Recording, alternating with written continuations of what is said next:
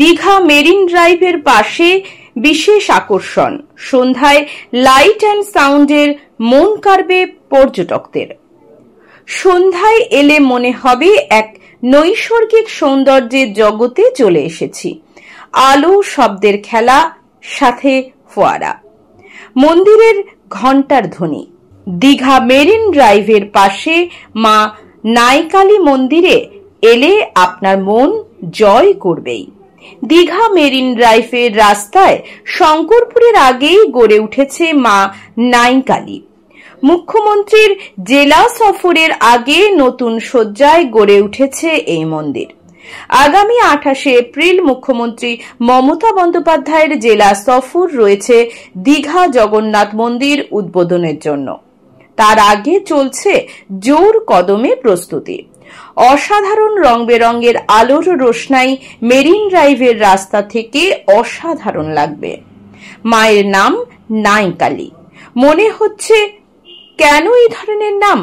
300 বছরের প্রাচীন এই মন্দিরকে ঘিরে নানা লোককথা ও বিশ্বাস ঘোরাফেরা করে।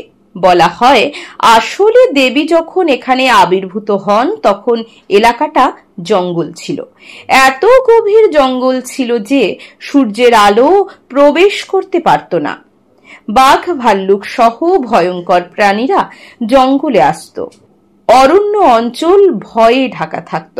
সে সময় একটি তেঁতুল গাছের কোটর থেকে মায়ের আবির্ভাব হয়।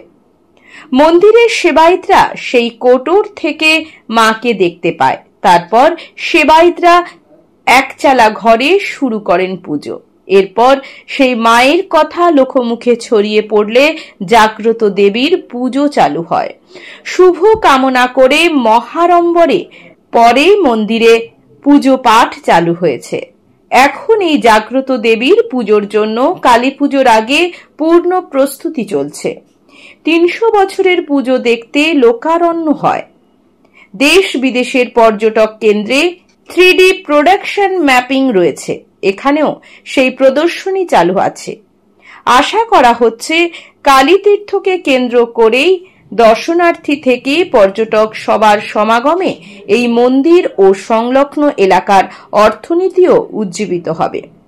শঙ্করপুরের মা নাইকালীকে ঘিরে মানুষের আগ্রহ যে বাড়ছে তা একেবারেই বলা বাহুল্য।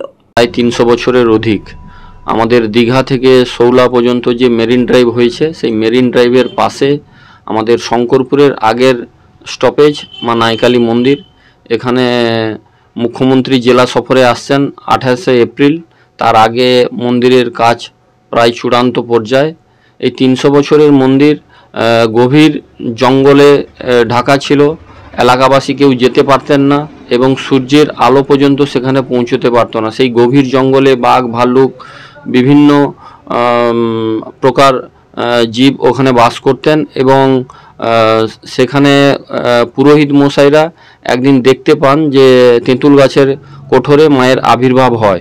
তারপরে পুরোহিতগণ একচালা ঘরে মাকে নিয়ে পুজো পাঠ শুরু করেন। তারপরে এলাকাবাসীর মধ্যে উদ্দীপনা সাড়া প্রভাব পড়ে। তারপরে এলাকাবাসীর সহযোগিতায় একচালা ঘরে মায়ের পুজো পাঠ হতো।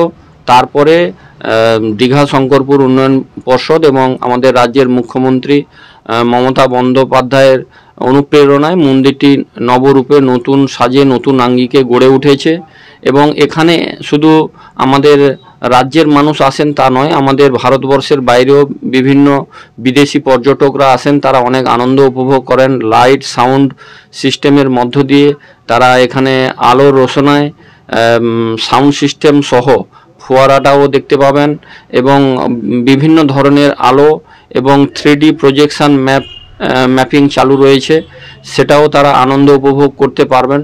তাই এই 300 বছরের মন্দিরের অনেক ইতিহাস আছে। আপনারা দেখবেন যে ওই মায়ের মন্দিরে যে ক্ষীরভোগটা হয় সেটা মায়ের মন্দিরের সামনে যে পুকুর আছে সেটা মিষ্টি জল এবং আমরা জানি যে এলাকাবাসী হিসেবে আমরা গর্ব অনুভব করি, সমুদ্রে যখন জলোচ্ছ্বাস হয় বা পূর্ণিমা অবস্থার কোটাল থাকে তখন কিন্তু মায়ের মন্দিরের কাছে সমুদ্রের জল আসে না। তাই খুবই জাগ্রত মন্দির এবং শুধু এলাকাবাসী নয়, আমাদের রাজ্য সহ বিভিন্ন জায়গা থেকে যাতে পর্যটকরা এসে এই মন্দির দর্শন করেন এবং মেরিন ড্রাইভের পাশে পর্যটকদের কাছে একটি বিনোদনের জায়গা। এবং এখানে এলে আমাদের দীঘা শঙ্করপুর ডেভেলপমেন্ট অথরিটির যে প্রমোত্তরী আছে সেটাও তারা আনন্দ উপভোগ করতে পারবেন। এবং 28 তারিখ মাননীয় মুখ্যমন্ত্রী মমতা বন্দ্যোপাধ্যায় আসছেন, তার আগে নতুনভাবে মন্দির গড়ে উঠছে, তাই পর্যটকদের কাছে একটি বিনোদনের জায়গা। আপনার নাম? আমার নাম দীপক স্যার, সদস্য রামনগর এক পঞ্চায়েত সমিতি। নাইকালী মন্দির অতি প্রাচীন, বলতে গেলে প্রায় 300 বছরের পুরনো। আমি এই এলাকারই একজন শিক্ষক, তো আমি আমার দাদু কাকুর এদের কাছ থেকে শুনেছি যে এটা খুবই পুরনো। এখানে নাইকালী দেবীর কাছেই বাঘ, বিভিন্ন অতি হিংস্র পশু ইত্যাদি থাকতো। এটা একটা সুন্দরবনেরই অংশ। এখন সেটা হতে হতে হয়ে গেছে। এই এলাকায় মৎস্যজীবীরা তাদের যে নৌকো বা লঞ্চ নিয়ে মৎস্য শিকারে যান, তারা সেখানে মানত করেন, অথবা আমাদের এই পাশাপাশি এলাকায় গরু টরু ইত্যাদির মানত হয় এবং সেখানে ক্ষীরভোগও হয়। সেই জায়গা থেকে একটা ছোট্ট মন্দির ধীরে ধীরে দীঘার রূপ যেমন উন্নয়নের মমতা ব্যানার্জি, মাননীয় মুখ্যমন্ত্রী আপনার বাড়িকে মনের মতো করে সাজাতে আজই আসুন খান টাইলস অ্যান্ড মার্বেল হাউসের নতুন শোরুম হাজরা বাগান, পেট্রোল পাম্পের নিকট, পিংলা, পশ্চিম মেদিনীপুর। এখানে মার্বেল, গ্রানাইট, স্যানিটারি সহ কাজারিয়া, জংশন, সোমানি প্রভৃতি কোম্পানির টাইল ফাইবার বিশ্বস্ত প্রতিষ্ঠান। এছাড়া আমাদের আরো দুটি শোরুম হলো ময়না শ্রীরামপুর পেট্রোল পাম্পের পাশে এবং ময়না তিলখুজা অঞ্চল অফিসের পাশে। বিজ্ঞাপনের চমক নয়, আছে আগামী দিনের প্রতিশ্রুতি, মানে কর ফ্যাশন। ছেলেদের যাবতীয় নিত্য নতুন পোশাকের বিপুল সম্ভার নিয়ে নবরূপে সজ্জিত কর ফ্যাশন। বিশেষ করে মনে রাখবেন, আমাদের নতুন সংযোজন ছোট ছেলেদের পোশাকের বিপুল সম্ভার। আমাদের ঠিকানা ময়না রবিবারের বাজার। আমাদের আরেকটি শাখা বলাইপন্ডা বাজার, চৌরাস্তার দক্ষিণে ময়না। মনের মতন পোশাক মানেই কর ফ্যাশন।